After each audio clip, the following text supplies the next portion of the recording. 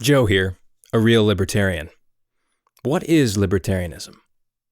Libertarianism is a political philosophy, like Marxism or fascism are political philosophies.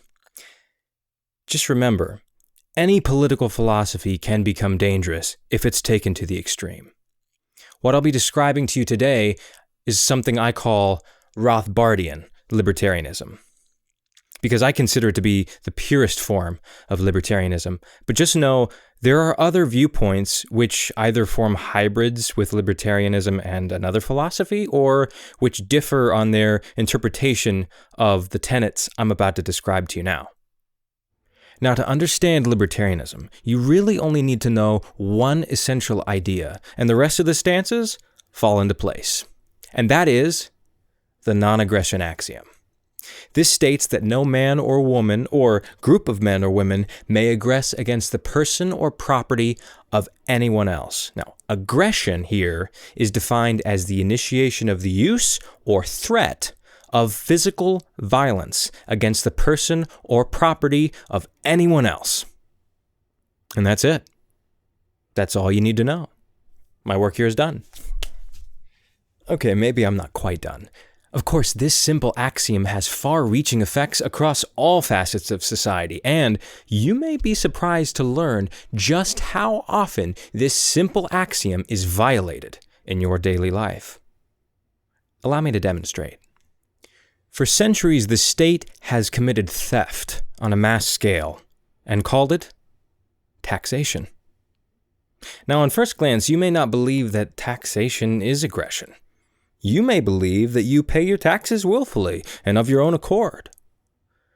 But anyone who really believes that taxation is voluntary is free to stop paying their taxes and see what happens to them. Well, you'd most certainly be incarcerated against your will for tax evasion or for reasons of state. This is aggression, the threat of physical violence against your person. The government is a highwayman holding you at gunpoint, saying your money or your life. And so we pay the toll. You'll come to find that libertarians don't really regard the state with much esteem, mainly because they break the non-aggression principle so often that to a libertarian, aggression almost becomes synonymous with the state. But make no mistake, we believe we should hold individuals and businesses to it too. It's just that the government so often gets away with it. So, if ever you're in doubt and need a frame of reference more suited to your reality, just imagine the state were a third party or a business. And you'll start to see just how ludicrous it would be to allow literally anyone else to commit aggression as much as the state does. Let's take another example. For centuries, the state has enslaved people into its mass battalions and called it conscription.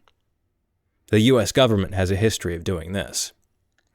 18-year-olds would receive draft notices and be required by law to leave their friends and family and join the army.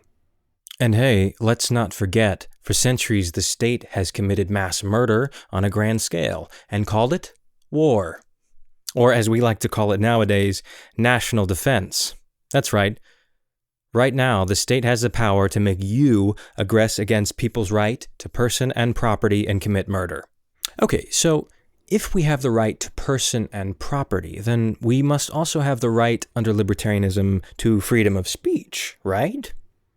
Yes, so long as you do not aggress against the property rights of others. You see where I'm going with all of this? Same reason.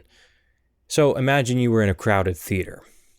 Now, all the moviegoers are patrons, so they paid some good money, some of their own property, for the experience of witnessing the screening of a movie. If you were then to shout, "Fire," and send everyone scrambling, well, you would be aggressing against the property rights of the people who paid to see the movie, as well as the theater owner's right to offer the experience.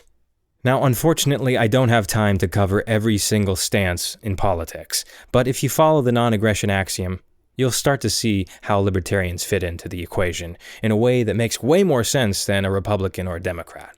Libertarians are anti-taxation, anti-war, pro-drug, pro-gun, pro-marriage equality, pro-private education, anti-public welfare, pro-private police, pro-private courts, pro-private roads, pro-civil liberties, pro-free market, pro-gun-totin', weed-smoking, love-making.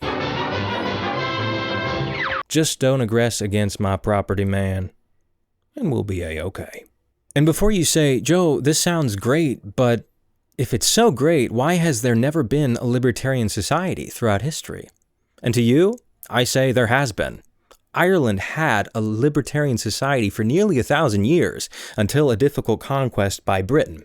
Difficult because since there's no central state in a libertarian society, it's very hard to usurp control over an entire region. So normally you could go in, invade a country, capture the capital, and the conquest was over. But in Ireland, they had to gain control of each individual tribe by force. But make no mistake, they did it. The will to power is strong in all humans. And that is why we will always tend towards state. And that is why the state has cyclically garnered more and more power throughout history until the citizens grew tired of it, revolted, and threw it off in pursuit of liberty. It's also no mistake that every 4 years, 2008, 2012, 2016, 2020, the term libertarianism peaks on Google Trends. It's because even here, we're starting to see the state fail us, and we are again feeling the call to liberty. If you liked this video, found it informative or useful in any way, or maybe you even didn't, hit that like button and consider subscribing so you can hear more about libertarianism and make up your own mind about things.